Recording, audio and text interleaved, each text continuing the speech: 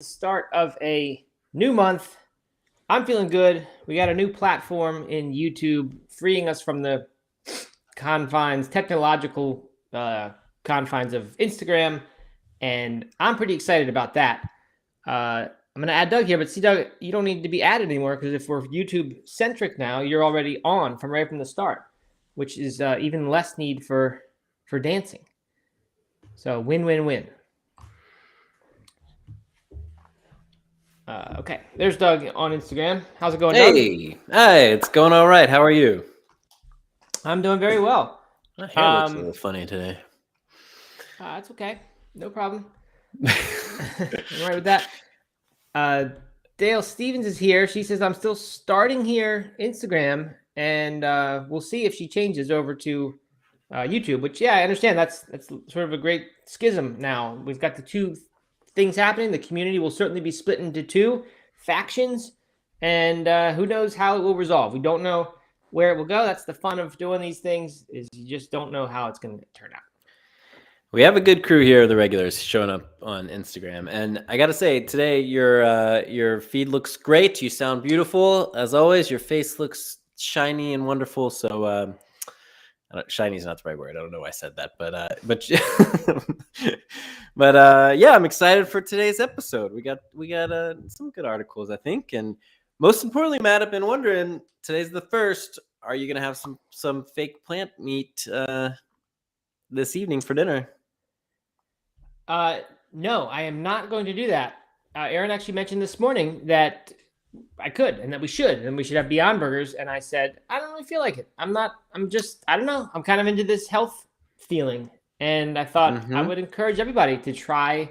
I mean, it was so easy to do. You just had to it just made you not be able to be quite as lazy when it came to food. That was literally, I had to think just one step beyond what I usually would think about meal planning and then say, okay, I'm not going to do that pasta with the plant-based sausage in it, so I'm gonna do something different. And then I rediscovered some good cooking. Made a nice bean soup yesterday. I don't know, feels pretty good. If you say so. I had a pasta last night with some Impossible sausage in there, or some Impossible ground beef, a bunch of greens, and I gotta say it was very delicious. So there's the time and place. Well, maybe. Depends on your philosophy. I'm not saying it's not delicious. I'm saying it's not healthy. And that's what I'm focused on right now, is the health. So I've gone this whole month with doing something every day, activity-wise, and not eating meat. I've actually gone 4 days, Doug, without alcohol now, 4 nights at least, because I had alcohol during lunch on Saturday when we were at soccer. So my sleep is going really well. That's probably unrelated to those things, in my opinion. But it's overall just good. So I'm excited about all that. I am coincidentally right there with you on the alcohol, but because I've been fighting this cold or whatever, so I've been refraining from any sort of alcohol for the last 4 days, and it feels nice. Good. Okay. Makes me wonder why I don't do this more often. Yeah, right. It does that. Erin went to the store today because my mom's coming to visit. She picked up some non-alcoholic Guinness at my request and some non-alcoholic Heineken, which I guess is Heineken 0.0 is the name, which, as I said before, is surprisingly good. If you think you're not a Heineken fan, but you're interested in non-alcoholic beers, you got to give this one a try because I think it's really good. Anyway, so again, you can watch this show on YouTube if you'd like. People yesterday said that they liked the experience a lot better over there, but I understand not everybody is YouTube native. We tend to just be on Instagram, and that's where you're going to get the notifications of the show. So I understand, but I'm just saying, if we'll just, wherever you will end up going is probably where we will end up doing, just paying attention, right? We're still going to do it on both channels, but the one that we sort of optimize for, like, for example, my camera right now is trying to get both, but if this was just YouTube, I would put the camera a little bit differently, a little bit different distance from myself. It's just different. You don't need to be right. Got to get that perfect camera angle, Matt. I like it. We have comments coming on both sides. This is actually fun. This is going to be cool to see how this shakes out. Yeah, that's right. But we do have a question of the day here. I'm going to ask it on Restream as well, so we can pin it. And that is, do you call yourself vegan, plant-based, or something else? And that's a teaser for one of the articles here. But if you want to go ahead and write That's in your right. answer. We'll start surveying the audience here. Exactly. That is the question of the day. It relates to an article. All answers welcome. You can be clever. You can say, I call myself, a human or a name, put your name there, whatever. I'm sure people will put those things. Any answer is fine. Just put answers. Interact. Engage. Also, the powers that be, or I guess I don't know what department they are. We've been told on YouTube we need to have people like and subscribe and do things on there so that YouTube knows that No Meat Athlete channel or whatever it is active and does stuff. And we've been posting things now for 100 days in a row, Doug. This is our 100th episode of this show. Whoa! That we've actually done some more than that, but this is the 100th one in the podcast feed. So that was sort of when it became official to me, was the day that I went in and uploaded something like 20 episodes that we had already recorded and put them onto the podcast. And then we went from there. There were a few earlier than that weren't podcasts that we just, did on Instagram or even on Twitter Spaces for Twitter. Second. We did a couple Twitter Spaces. We were trying to fool around with that. But yeah, so we're officially at number 100 today. Unofficially, slightly more. But forget where I was going. That's a big milestone. Yeah, it definitely is. I mean, yeah, it was. I used to be really scared about going live. It was just I worried about tech issues, and which we still have, but who cares? And just not having things to say or messing up or whatever. But it's good. And once we got in the habit, it really wasn't hard to keep going. I mean, a little bit sometimes inconvenient, but yeah, it's good. So anyway, congratulations to us. Thanks everybody for listening all those times. And I'd love to know if we have anybody who thinks they've listened to all episodes. Oh, I'm sure there are people who've done that. Mm-hmm. I would imagine. Okay, so let's see. Anything else, Doug? We can get some responses here. Any update for us on the Iron Cross progress? How's that going? No Iron Cross progress, but I have been. I probably did pull-ups 10 or 12 different times yesterday. Wow. Okay, that's quite a lot. I just like literally every time I was walking by or just needed to shake something out, I was up there doing it. I've done it twice already today. I'm loving having this little thing that I can do right next to my desk that I'm really only doing it for maybe 1 minute at a time kind of thing. But yeah, that's great though. It's great.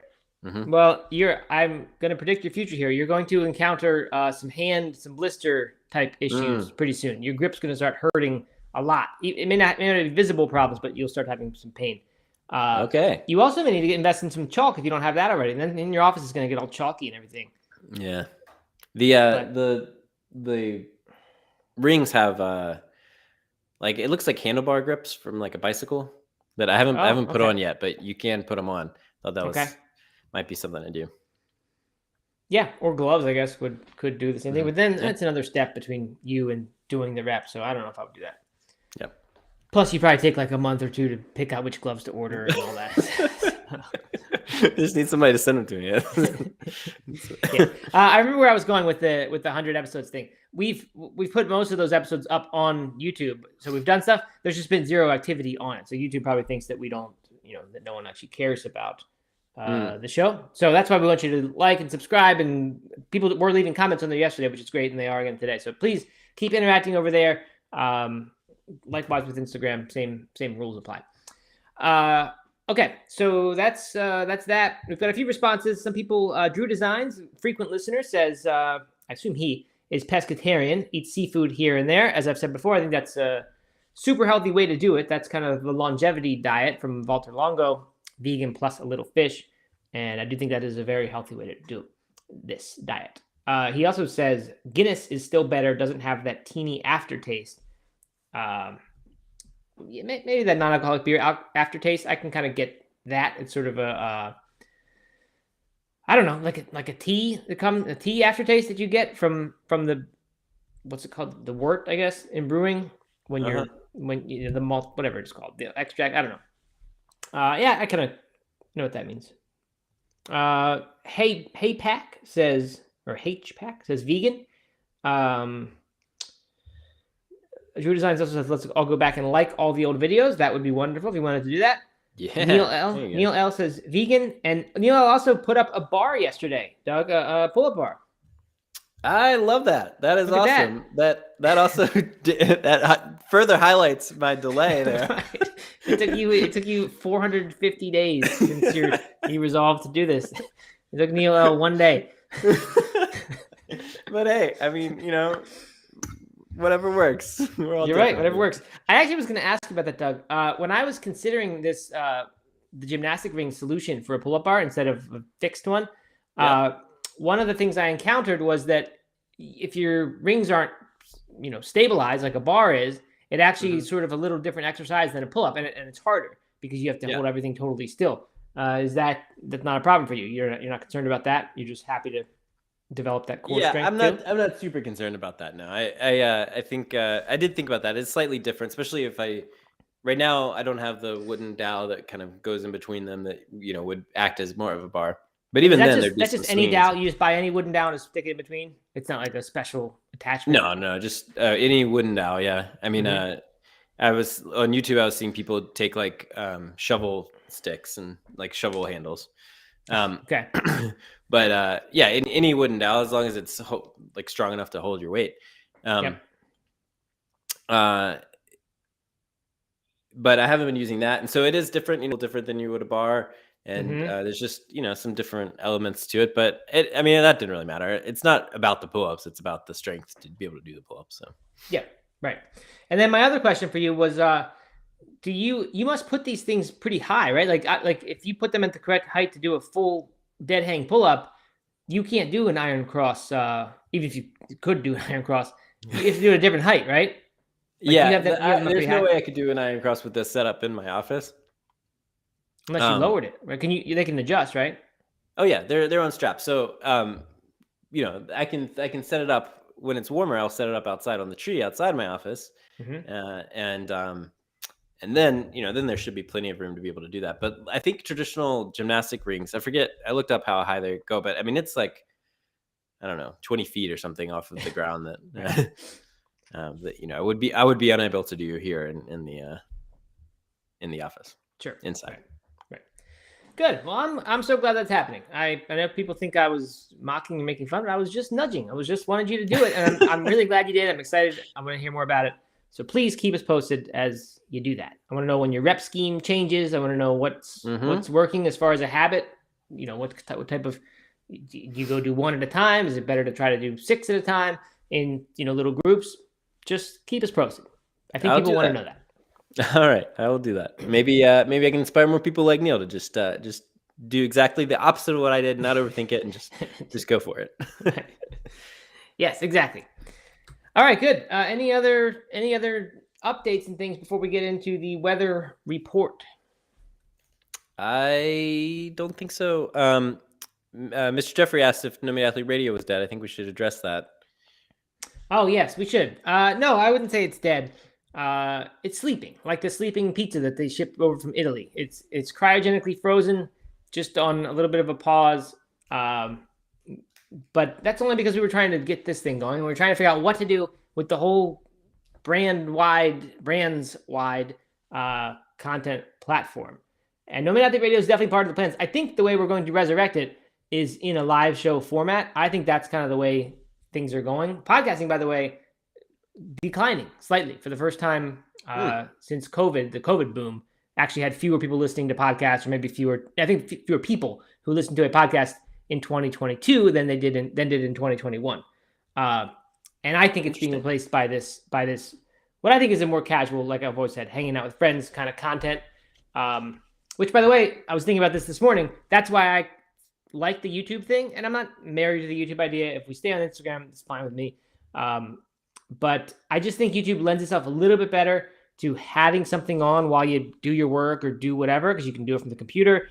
It's sort of in the background. It's there. It's like listening to talk radio. Whereas Instagram, it's a little bit more, to me, feels like you got to be staring at that phone like you are doing this activity and that's it, because you're probably holding your phone.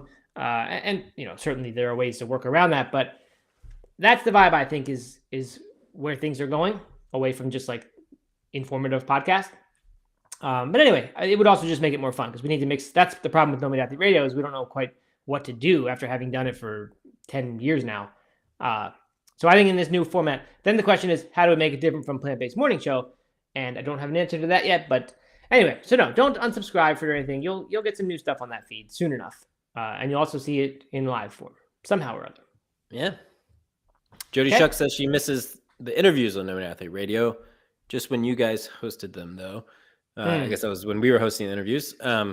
You know, that was how I became the environmental correspondent. We had a lot of fun doing some interviews back in the day. Yeah, we did. As long as there were two of us. I really dislike doing interviews largely, especially by myself. If someone else is there and I can, again, sort of feel like just hanging out, not grilling with questions and having to prepare all these questions. Mostly I just think interviews are boring. If I listen to a podcast, I skip interviews usually because I'm not interested in the guest ever, even if it's an interesting guest. Okay, so that's that. All right, time for some weather, and we've started off with a little bit of bad news for the vegan meat industry. Yep. Impossible Foods is reportedly planning to reduce its workforce by 1/5 as the company deals with a tough economic environment, they say, and an overall slowdown of the plant-based category. This comes only less than a week, I think, after they put that pretty weak response ad up in the New York Times in response to the Bloomberg piece saying plant meat was dead. So really not a good look at all to me to first do that ad and then this, like saying no plant-based meat isn't dead, and then also we're laying off 20% of our employees. So that's not so good. Makes me a little bit more bearish on vegan meat than I was even before. There's a new book out called The Plant-Powered Dog. Unleash the healing powers of a whole food plant-based diet to help your canine companion enjoy a healthier, longer life. It's by Diana Labrador Donetz, MS. And it just comes at a time when it seems there's a lot of data and a lot of articles saying that people are really open to this idea of feeding dogs and even cats, which is surprising to me, a plant-based diet. Or at least they believe it is nutritionally adequate, even if they don't currently do it, which I don't even think that's true for a cat, that it's nutritionally adequate. So I'm especially surprised there. And there's also some openness to feeding animals cultivated meat, which is another interesting direction that can go.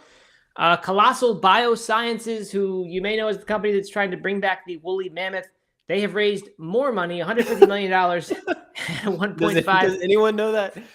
I figured everyone knew that. No, I bring it up all the time at dinner party conversations. I really do. Really? I thought that was common knowledge. Yeah. Oh, that's hilarious. Anyway, so they are attempting to bring back the woolly mammoth. Now they've raised this new money, $150 million to try to bring back the dodo, which is, I think, more famous as a sort of a punchline, known as an animal that went extinct. It wasn't fit for survival. I think it couldn't fly very well. And they're trying to bring it back. So a lot of controversy around that, of course. Many people saying, why not focus on the animals that are currently living and actually endangered? But that's not their fight. If they're not doing this, they're probably getting involved in a new social media platform or something. So that's not a valid criticism to me. But I do get that there are maybe some ethical things about, if it wasn't fit for survival, why are we trying to bring it back? Because it will only have a life there where it's not fit to survive. That may not be true of the woolly mammoth, since woolly mammoth might have died from a huge one-time event.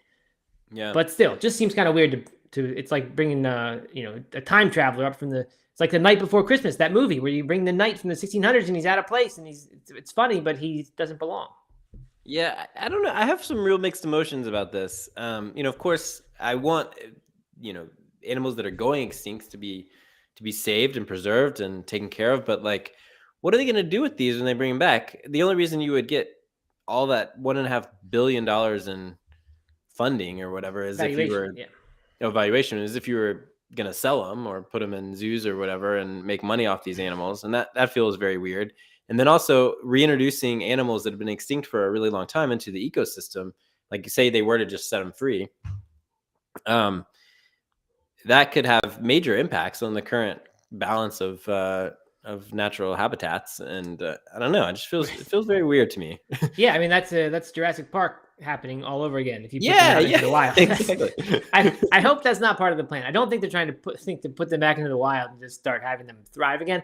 So I'm sure it's what you said first, which is some other use that is living in captivity and for human entertainment or something else. Who knows what? So yeah, kind of a weird thing. I don't think I'm really a fan of it for that reason. Okay, so that's that one, and I'm just gonna keep going here and then play the song one more time. La Vie, which is a vegan bacon company in France. We've talked about them a bit. They have new ads. I don't think they're controversial, but it says a Jew, a meat lover, a Muslim, and a vegan walk into a bar and share a bacon sandwich. So they are using this religion angle and you sort of uniting idea to promote this thing. Kind of interesting, I suppose. But that's happening over in France. These big billboard-sized ad things, and then Meaty has now opened the Mushroom Mega Ranch, Doug, of particular interest to you and your little band of miscreants who are trying to make the mushroom the food of the year. You're the shroom. Yeah. They are targeting producing 45 million pounds annually. This is their ranch in Colorado, which would make them bigger than any single animal ranch in the United States anyway. Wow. They in this place, it's all mushroom meat. They're growing mycelium. And the pictures of their stuff, it looks like real steak. I'm amazed that they're doing this with mycelium. Apparently, it takes only a tablespoon of fungi spores to produce the whole food protein equivalent of hundreds of cows in a matter of only several days. So mushroom stuff, just blows up. And that's amazing. And it's start to finish process in this plant.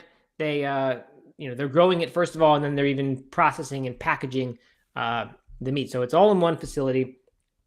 And finally, there is a new book on the block in the vegan cooking category in Amazon. It was released yesterday. It's already the #1 new release in vegan cooking and #5 on the overall vegan cooking list. It's called the Don't Panic Pantry Cookbook, mostly vegetarian comfort food that happens to be pretty good for you, by Noah Galutin. And I'm only calling this out because I think this approach is super interesting. I think, Doug, if I may make a generalization here, I think that the vegan has had its moment, and that moment is done. And where we get mainstream adoption now is this kind of in between thing where it's mostly vegetarian. That sounds pretty approachable to my neighbors. I can imagine them seeing that and saying, "I'm gonna try that little healthy diet in 2023." Seems pretty easy, mostly vegetarian. I don't know. I like that a lot. I think that's something that people can do. When was the last time you heard somebody say they were vegetarian? Not at all. Yeah, no one says that anymore, right? That's what I'm saying though. And that was certainly 10 years ago, in the middle of the No Meat Athletes heyday. I talked about this all the time. I said vegan is there's all this passion around veganism, and the people. So if someone's going to be vegetarian and they're serious, they're going to go vegan. They're into this. And so that's what all the books were, the ones that did anything anyway. That's what the popular blogs were. It went from this kind of mainstream, easier thing to be, vegetarian, to the more passionate, the more polarizing thing. But I think now it is going to swing back. I think we've already begun the swing back towards this, lower key approach. Yeah, I got to disagree with you on this one. I think that the plant-based diet or vegan diet had a huge a really awesome surge over the last couple of years, right? Made a bunch of headlines, sold a bunch of books, was in everyone's psyche. And now I think we're swinging back towards okay, how can most people adopt it? But they're all moving closer to plant-based, and that's going to kind of continue to happen. So while maybe people are talking less about vegan plant-based than they are vegetarian, flexitarian, whatever, I think that more and more people are going to adopt it because it's not nearly as radical as it once was, and people are already kind of getting halfway there, and then they're going to be like, hey, yeah, might as well do the whole thing. Might as well just stop eating cheese, this food that I'm addicted to and love, and say that I can never ever give up. That's what you're saying. Exactly. Okay. Well, that's all. They're gonna get the plant-based cheese, and it's gonna turn out to be okay. Not the current one, but this new stuff. Or they're going to or they're going to realize, like I did, that you don't really need to eat cheese. I mean, that you just eat less and less of it, and then you're like, okay, might as well stop.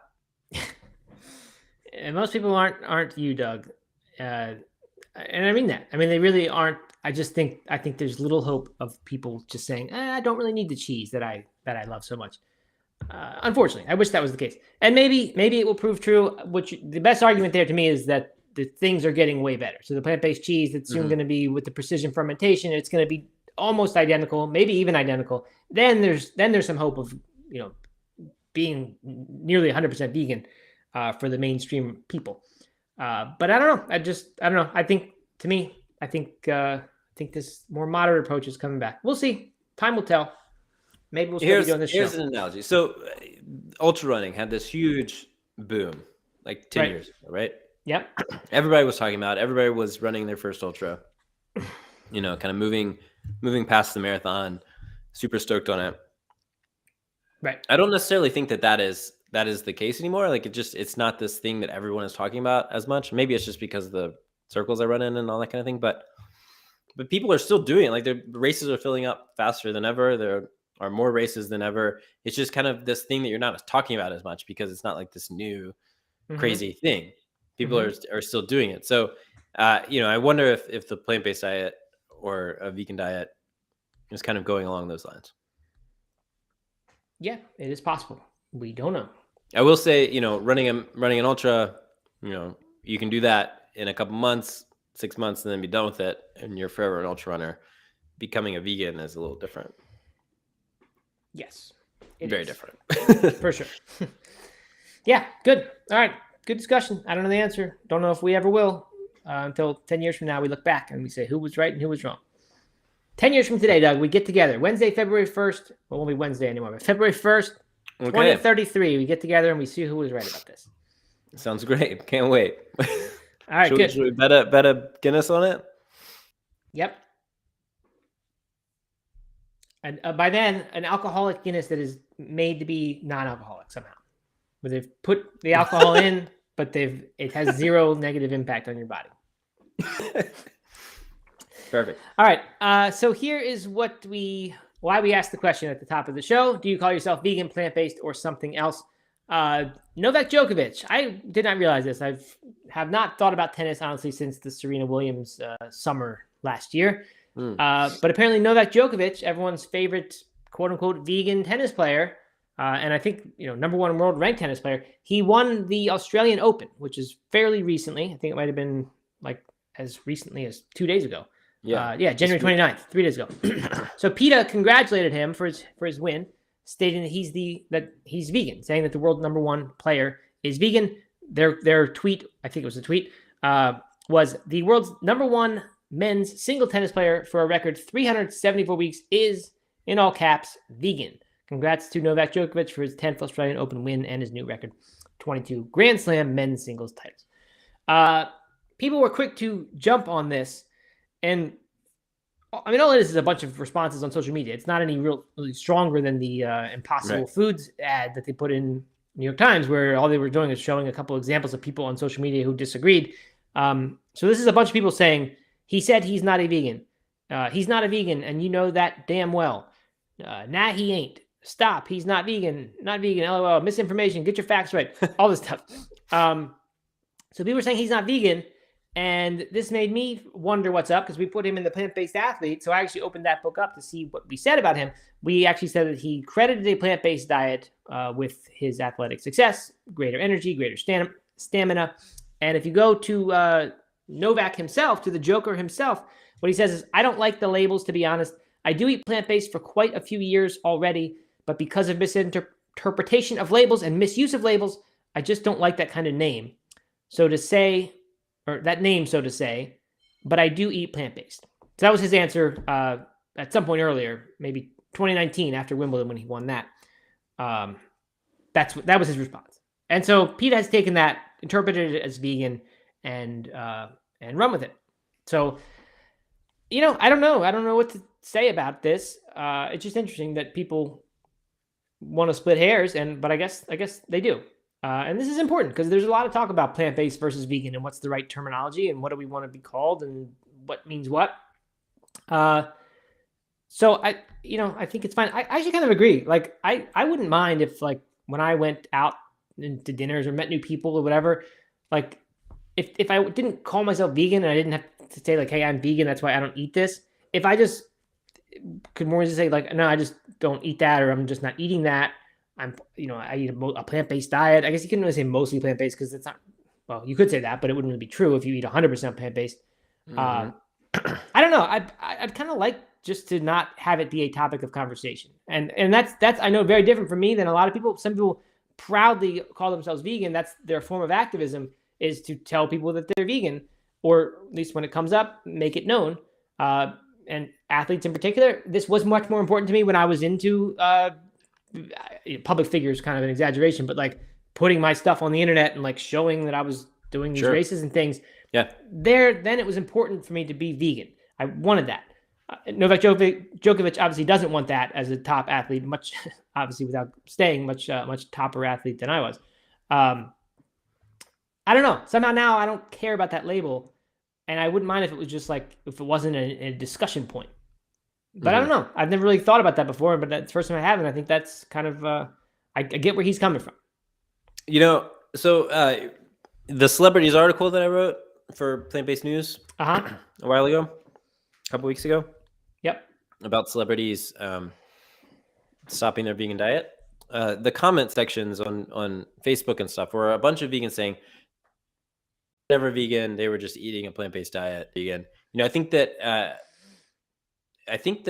there are, vegan carries so much with it. And here PETA is trying to label someone who is saying that they're not vegan, that they just eat a plant-based diet as a vegan, as a good thing.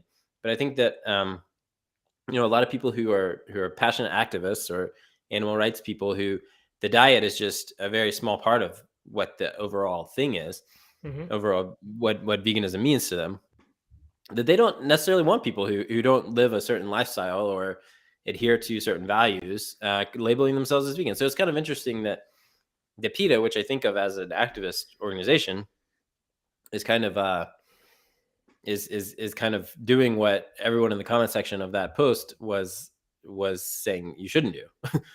Right. Yeah, exactly. I'm reading the comments here, and people are saying some agree, some disagree. Mr. Jeffrey says, I do it more for ethical reasons, or do it for ethical reasons, so that's why I'm fine saying vegan. I guess for me, like what you kind of pointed out with the celebrities, first of all, I think a lot of them are saying plant-based so that they're leaving themselves an out. And that's not why I would, like that label. But here's little this happened to me yesterday, and it has happened ever since I started No Meat Athlete. And again, slightly different because I'm doing something in public rather than in private. But even in private, if it was just a private and there was no Meat Athlete and I wasn't doing anything on the internet, I was just saying I was vegan, I would always be worried about people like thinking that means that I am 100%, because there are variations within vegan, right? So there are a lot of vegans who would never allow meat to come into their house or into their refrigerator. Sure. But when we have guests come, as we did last week, they bring their cheese or their ham slices or whatever, and they put it in our fridge, and we're fine with that because I'm okay with that as a vegan. And some people's definition of vegan would say that is not allowed, right? So yesterday I saw that Holden had put up a video of something where he showed a picture of our fridge, like a quick 1-second thing of it. And I forget what the video, it was about him, what happens, his post-match routine or something. And it was some little jokey thing. But my first thought always was like, oh man, like what if those people's meat is still in that fridge and now everyone thinks that we're a phony, or at least thinks that we don't have the same standards as a vegan should. So to me, like that's what happens if you get rid of a label. Like I could have zero stress about any of that. And I still have some, because if I'm trying to be a plant-based influencer, even plant-based, it's not at all a good thing to show ham on social media in your fridge. Right. But I don't know. I just like, it'd be really nice just like be able to eat the way I like to eat, which is vegan, and not have to really, I don't know, like think about what if someone says that I'm not as vegan as I should be or something. Yeah. I think you could. I think a lot of people do, right? They're just not hosting morning shows or have a business that's associated to with the vegan diet and that kind of thing. Like, I think a lot of people probably do just eat what they eat and don't necessarily pay any attention to the label or or the movement or anything like that. So I think you could do that. It's just we have chosen to be voices within this community, I guess, or put ourselves out there, and so then there's a little bit more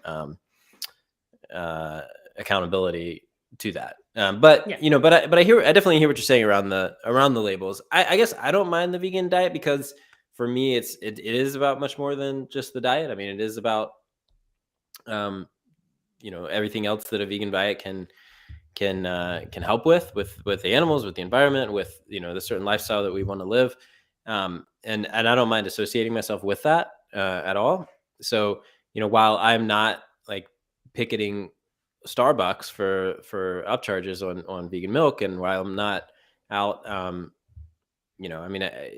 doing certain protests or animal rights things, I don't mind kind of associating myself with that movement at all. So you don't mind then when you tell someone you're vegan, a certain percentage of those people who, if you're meeting them for the first time, they think that's what you do then. And they say that he's that kind of guy. I mean, I think that is the problem with labels in general, right? I mean, like someone says that they're Christian, you immediately have some sort of association with what that means. And if you're not a Christian, then maybe you think then they're kind of radical, super conservative, right Christians, but if you're a part of that, then maybe you don't feel that way. So, I mean, I think that anytime there's labels at all, you're going to have some sort of prejudice or association when you tell someone that you are that. But that's just kind of the way the world works. Of course, it'd be better if it wasn't that. But same if you said you're a Republican or a Democrat, or if you're a Philadelphia sports fan, like there's some associations with that the people will jump right on. Hate those Philly fans. Right? Exactly. All of them. Yep. All right, a couple of interesting points here. Jody points out that vegan is a lifestyle as well as what you eat. Plant-based just means eating. Yep, that one's certainly true. Steven says this is relevant, fascinating for him. He allows animal products into his home, but not meat, so that's a little different from what we have done. Dale Steven says, that's why I don't even mention it. I just eat it, and if someone asks, then I tell them what I eat, and I still don't label myself. It's more how I eat, not who I am. See, that to me is what I like a lot, because as hard for this might be for people to believe, like I didn't ever become vegan because I wanted to change people or change the world. Like I just did it for me. Like I just didn't feel right about eating animal products, or animals at first and later animal products. And it was truly just a personal decision. But then I happened to start this blog that shared the journey, and then it turned into this, public thing. Right. So I think because like I didn't do it, like if you're doing this in an effort to change the world, I get then why you proudly call yourself vegan, because like that's part of the way you change the world, is by people knowing that you're one example of someone who does this. But I guess because that's never been my motivation, like what Dale Steven just said to me sounds like nicer. Like just, if someone asks, tell them how you eat, but you don't need to say I'm vegan. But if the values are so important to you, then there shouldn't be a problem saying you're vegan. It's just like what I said, all these things where people just assume it's all this other stuff that for me it isn't.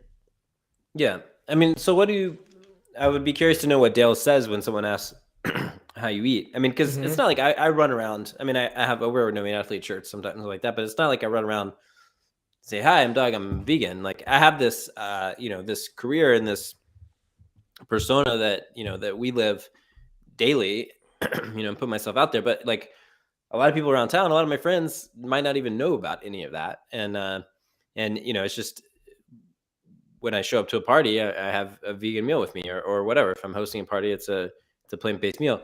And so, I don't think you have to, just because you label yourself a vegan or okay with that doesn't mean you have to like go around screaming it everywhere or wear a badge or anything like that. I mean, you can, and that's great. But I think you're right. You know what? I think, as I'm thinking about this in my situation too, and like I'm very much the same. And when we moved to Charlotte, most people here who were all new friends of ours, they didn't know that about us. And it's only because of Holden and his mountain football kid thing, and I don't know where he's put that he's vegan on there. I think it's at the top of his profile, actually. Like, that's how people started to know we were vegan, and it just became a thing people knew. So again, it's because of social media presence that people start to know that. So if you're someone who doesn't have those things, which is the vast majority of people, or at least more than just like an average person having in their account, maybe this is not nearly the issue that it is for me. And like for someone else, they can just be vegan, and it's not a thing that comes up that much. Yeah, my guess is that's the case. I mean, just like I don't know. I have my life outside of this work with around town and everything like that. I think most people would have no idea, or I mean, like I'm saying, it's like a bad thing, like it's something I'm ashamed of. I know, right? It's funny. It's not at all. It's not. It just doesn't come up, right? It doesn't, and that's fine with me. Until we eat a meal or whatever, and then somebody will ask about it, and then then you kind of just answer a few questions or whatever and move on. Mm-hmm. Yeah, you're right. But like I said, I'm not ashamed of the label at all. I mean, I don't mind. I do refer to myself as a vegan, and I'm proud of that. Yeah. Mm-hmm. Yep. Yeah, I'm with you. I mean, I get it. I don't know. I think it has to do with, like, how I don't have a political side. I don't like having sides. I just want to be like I don't know. Just let me be me, people. Let me do my thing, and you don't worry about what I do. It's my appeal. Yep. Yeah. And that's where we're different. I mean, it's kind of a joke, though. I'm kidding. It's not that people are bothering me to find out what I am better. It's just a joke.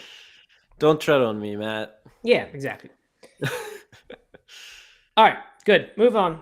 Enough of that. But I do like that discussion, and thank you for all the contributions. Yeah, there's a ton of comments here. I don't know if we can read through all of them, but if you're on Instagram, there's just a lot of discussion. I think a lot of people agree with you. They're not into the labels. Some people disagree with you and are proud to call themselves vegan or plant-based, or and it seems like like Mr. Jeffrey talks about being a chef and how he worked with animal products but didn't consume it, so felt super weird calling himself a vegan in that category. So I think it just kind of depends on what your lifestyle is like, and how interested you are in kind of bringing the nutrition side, or your life or your food choices into that lifestyle. Yep, definitely. By the way, when people comment on YouTube, we can go back and see those comments later. I realized yesterday, at first I thought you couldn't, and then I found you can. That's a nice advantage to that, is then I can go back and see what people said. Whereas now I don't have time to keep up with all the comments, and if you read one, then the others appear below it, and I miss a bunch. So I miss a lot of the comments on here. So another argument for YouTube, for people who want to go over there. I know not everybody's going to, but I hope some people do. All right, Doug. Moving on. It's 11:45, so we've done enough. Let's hit this one really quick. I don't think we'll take too long with it, unless you think it deserves more time, Doug. Your Washington Post article you brought to my attention. Why non-alcoholic beer beats regular beer after exercise? No, let's do it. Let's go for it. Okay. Unless you want to pair it with the next one tomorrow. Have a sports nutrition one. No, we almost made today the athlete episode. My question was almost, do you consider yourself an athlete? But I'm glad I didn't, because we didn't. That really isn't the theme. So no, let's go into it. I like this one. The headline, though, I called this out to you. These headlines we pay attention to. Like I said, why non-alcoholic beer beats regular beer after exercise? If I gave you a billion guesses, you think you could guess why non-alcoholic beer would beat the regular beer after exercise? I think that's non-alcoholic beers typically come in cans, maybe, and you can't get them on draft, or I don't know. No, so one contains a poison and the other one contains much less of that poison. Alcohol is not good for you. That's right. Okay, I forgot. Right, exactly. So there's a bunch of stuff here that's fairly obvious stuff about basically that, right? The alcoholic downsides negate what are some positive benefits from polyphenols that happen even in non-alcoholic beer. So you can get some of these benefits by having just the non-alcoholic beer. And they say it's actually not a terrible recovery drink. It's lower in sugar than most sports drinks would be, but it does have some sugar, as we've talked about before. It may even have some more sugar than typical alcoholic beer does, because it's not all fermented. probably depending on the way they get the alcohol out of the beer, or if they never put it in to begin with. But anyway, like you brought to my attention an interesting point here, perhaps the most interesting point of the whole article. And do you have it at hand about the health halo idea? No. But why? While we're looking at that, the other thing is it does have calories, sugar, and then what is it? Phytates, phosphates, whatever it is that's good for you. And what's that? The polyphenols, not the phytates. Phytates are what's in beans, and they're not good. Or that's right. Okay. Polyphenols. So like they were comparing it to sports drinks and saying, it's really not a bad alternative. It might be better than like plain water or something. Right.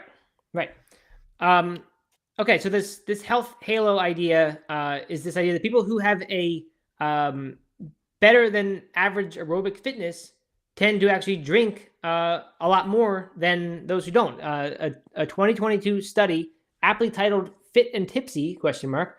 determined that men and women with relatively high aerobic fitness were more than twice as likely to be moderate or heavy drinkers as those who were in worse shape. So that's something that's very interesting to me. I was trying to come up with a reason for that other than the health halo idea that says I did my exercise. It's totally fine for me to have other unhealthy habits. And I think that's probably what it is. It may also be something that like where people think alcohol is a fairly harmless, moderate drinking is a fairly harmless activity. So it's consistent with a healthy lifestyle that you can go have a couple beers. And like, I often talk here how like I'd rather have a good beer at the end of the night than a dessert. And it's not that I necessarily think of it's healthier now, but I think I used to before I heard about all these dangers of alcohol.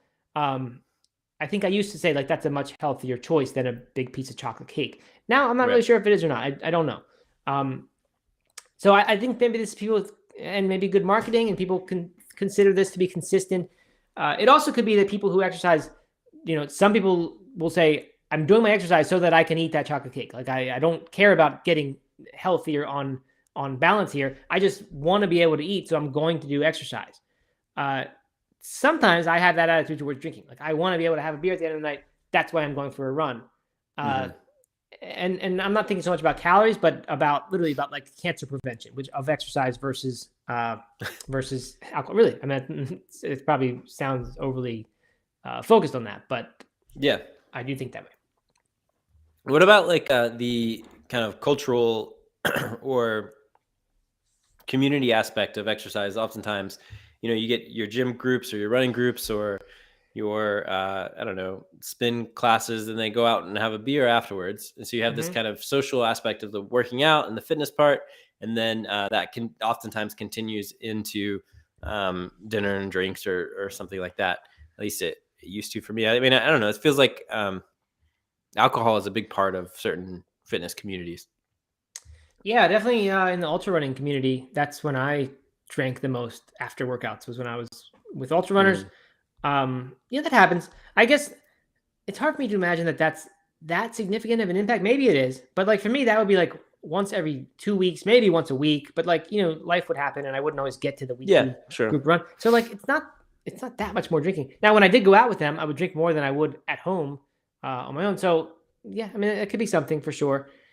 And of course, there are social benefits and benefits to being social like that. Most of the studies on alcohol that point to it as an unhealthy thing typically control for that. And they're understanding that, yes, there are probably benefits coming, but in spite of all that, what happens to people who drink and, they still not always good outcomes. Or maybe this is tied into yesterday's article about people using exercise and running to escape as an escapism tool, and then you finish up your run and you realize that your problem still exists, and then you start drinking them away. And the same people are attracted to both types of both things. I mean, funny as that sounds, that may be a real thing. I don't know. Yeah, it may be just like running's one way to run away from problems, and then once that's finished, you just find the next way. That may be right.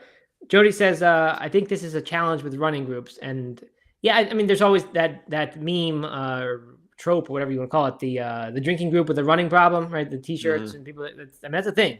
A lot of running groups drink a lot. So yeah, interesting there. I thought there was a little more about non-alcoholic beer itself. There was some studies that showed, I forget exactly what it was. Might have been hydration levels post-exercise if you drank non-alcoholic beer versus water, and you got some better things. Yeah, better ratio of sodium to potassium you got later on if you drink some non-alcoholic beer. So yeah, I mean, interesting that it can be built this way. By the way, some of these studies that we're mentioning here were funded by some German brewery that does non-alcoholic beer. But yeah, interesting. Oh, and then fewer colds and less inflammation. This one's kind of cool. Like that is a real thing. I used to get that with ultra running. Around race week or whatever. After that, I would be very susceptible to getting sick. I don't really get sick that often, so it was noticeable that I did after these things. And they said that they drew blood before and several times after races and asked the men to report any symptoms of a respiratory infection. Colds and other upper respiratory tract infections are common after a marathon. And the non-alcoholic beer drinkers seemed relatively protected, 3.25-fold lower incidence of these types of infections from people who drank their non-alcoholic beer after their workout. So that's pretty big amount. That is, yeah. Yeah, I don't know. Gotta start wrapping my runs up with a little NA beer. Well, I thought about this and I said, if I had just finished a big workout and I came home or after a race, finish line tent area, it's going to be really hard to turn down the real beer and pick the non-alcoholic one in that moment, right? Because of all the moments, it's like I just ran a marathon or something. Now let me have a regular beer and not worry about it. But typical night coming home from a run, say, like a beer sounds really good then. And I kind of think non-alcoholic beer would do exactly the same. Like, perhaps a non-alcoholic beer is a better substitute for a beer as far as taste and bodily sensation after a workout than it is on a non-workout moment. Right. In a non-workout moment, right? It's just like it's still going to taste roughly the same. Your body still feels the hydration benefit, whether that's real or not. I don't know. I think actually a post-workout non-alcoholic beer could be a perfect fit. I agree. I like it. Good. All right, then we agree on that. All right, let's do it. Maybe I should follow up all of my my pull-up workouts, if you can call them that. What I don't want to call it a workout. What do you call it? My little pull-up. What do you call that? Each one of the 11 times per day. Yeah. I don't know what you would call that. I have no idea. Groove greasing. Each greasing of the groove. My pull-up groove greasing with a with an NA beer. How about practice? Each time I practice pull-ups. Oh yeah, there you go. That's a good one. Yeah, there you go. So each time you have a non-alcoholic beer, a little sip. Open a can there, keep it all day, and just have a little sip each time you do it. Okay. Help with that recovery, baby. Yeah. All right. Mr. Jeffrey says you call that pull-ups each time you do pull-ups. All right. So mixed bag. Oh, Aaron says pull-up session. She's over on YouTube. My wife has made the jump. Oh, look at that. Leading the charge. Aaron Fraser in the house. So pretty even split. Right now there are 8 on Instagram and 13 on YouTube. Actually 12. One's on Twitch. I don't know who watches from Twitch, but somebody does. and they now and then leave comments. So yeah, I don't know. Pick which one you like. Even split, although I will say most of the regulars who are doing a lot of the commenting are still on Instagram. They are. Way more comments on Instagram today than in YouTube. And maybe YouTube will be the backup for when Instagram is bad, which it has been recently. It doesn't seem like it's so bad today as far as quality and stuff. So anyway, good that we've got it. And I hope people will keep doing both. Again, if you are over on YouTube, please do the like, subscribe thing. Helps us out. And that's it. Extra long show today. We've been pretty good at keeping them to 45 minutes. Usually we just say we're not starting new articles after that. Today we broke that rule, but I'm glad we did. I think this was a good topic and a good show. I agree. Yep. Very fun. Thanks everybody for joining, and we will see you tomorrow. Yes, Thursday. Your favorite episode. That's right. Goodbye. Goodbye.